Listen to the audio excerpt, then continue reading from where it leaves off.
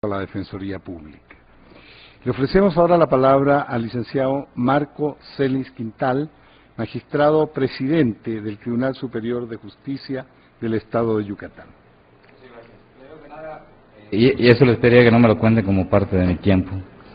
Quiero agradecer al Instituto de Investigaciones Jurídicas de la UNAM esta inmejorable oportunidad de mostrar lo que estamos haciendo en Yucatán en materia de justicia, y que solamente fue posible gracias a ese decidido apoyo que tuvo el Instituto de Investigaciones Jurídicas de la UNAM al asesorarnos, al apoyarnos en todo este proceso de reforma, primero de la iniciativa y ahora también de la implementación, encabezados, obviamente coordinados por el doctor Rimer Flores, que fue el que tuvo a su cargo el proyecto, y evidentemente con todos los panelistas que están acá, haciendo todas las aportaciones y construyendo juntos esta reforma que mañana se inaugura.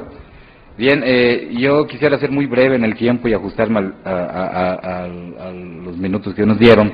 Sin embargo, viniendo del Poder Judicial, me gustaría hablar de toda la reforma, ¿no?, y de todo lo que implica para el Poder Judicial. Entonces voy a tratar de ajustarme únicamente a lo que se refiere al fortalecimiento del Poder Judicial, y trataré de no tocar los otros temas.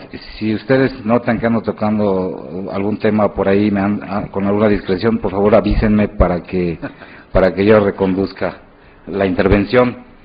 Bien, primero que nada yo iniciaría con una reflexión. ¿Para qué sirve el Poder Judicial?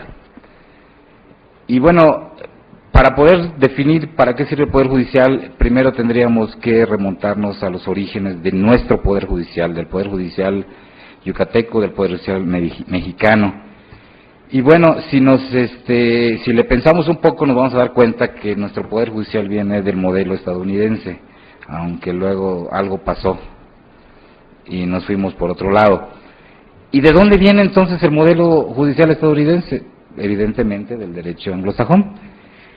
El derecho anglosajón, como todos ustedes lo saben, creo que tenemos un selecto auditorio de abogados, generó en primera instancia al juez que administraba justicia en nombre del rey, pero pues, evidentemente administrando justicia en nombre del rey, pues no necesariamente seguía los intereses de la justicia o del pueblo, ¿no? Entonces, al darse cuenta el propio rey de los abusos que cometían los jueces, o de la poca confianza que la población le tenía a los jueces, tuvo que crear el Bench of the Queen, que era algo así como la banca de la reina. Entonces la reina los designaba a estos jueces, y eran jueces que de alguna manera controlaban el poder público a través de sus decisiones judiciales, y fue como una especie de primer control democrático de la justicia a través de los jueces de la reina.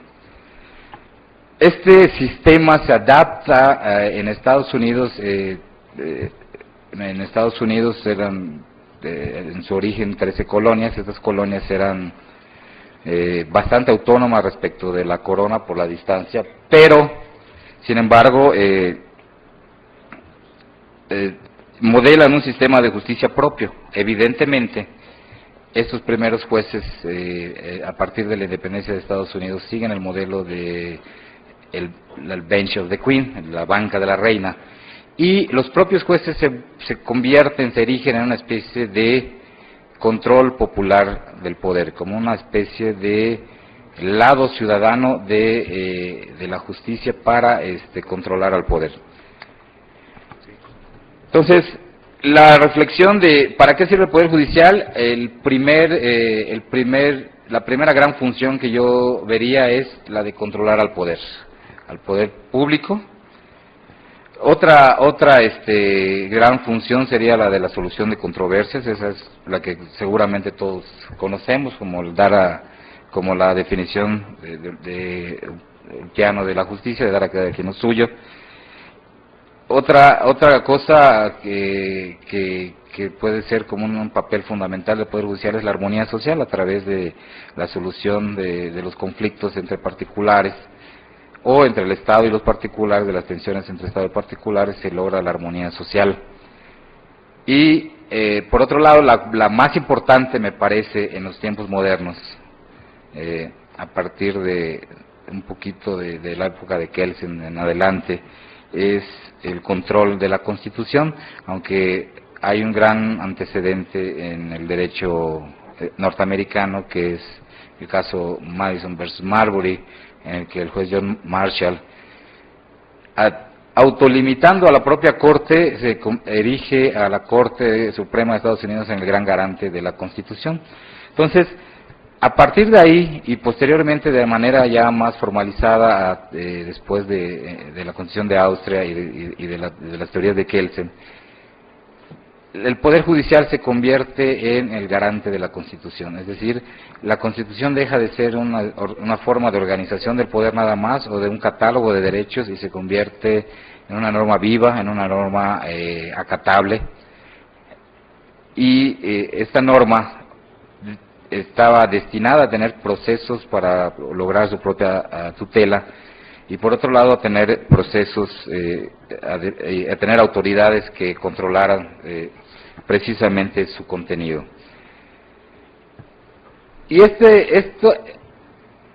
con estas grandes funciones del Poder Judicial, el Poder Judicial del Estado, los poderes del Estado de Yucatán, se acercan al Instituto de Investigaciones Jurídicas para construir juntos, bajo estas premisas, un nuevo Poder Judicial. Y créanme que de verdad es un nuevo Poder Judicial, y a partir de ahí se establece una reforma que da origen a la reforma constitucional que se publicó en el Diario Oficial del Gobierno del Estado el 17 de mayo de 2010. Esta reforma tenía dos vertientes, podemos decir dos grandes vertientes. Una, sentar las bases del sistema acusatorio, pero no se podía implementar un sistema acusatorio sin antes fortalecer de manera integral al Poder Judicial. Entonces, lo que se buscó fue generar un Poder Judicial fuerte, renovado, y para eso se generan una serie de instituciones jurídicas que a continuación voy a citar.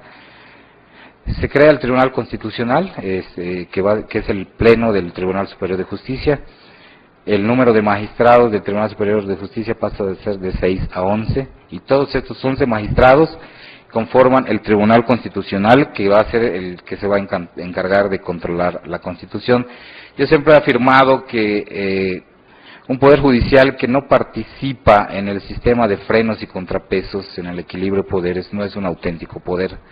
Hoy, a partir de mañana, en Yucatán, a través del sistema local de control constitucional, el Poder Judicial del Estado pasa a formar parte de este sistema de frenos y contrapesos, es decir, pasa a ser un verdadero poder en términos reales. ¿Cuáles son los mecanismos de control constitucional que establece la Constitución? Primero, la controversia constitucional local. Segundo, la acción de constitucionalidad local. Tercero, la omisión legislativa. Y por último, la cuestión previa de constitucionalidad.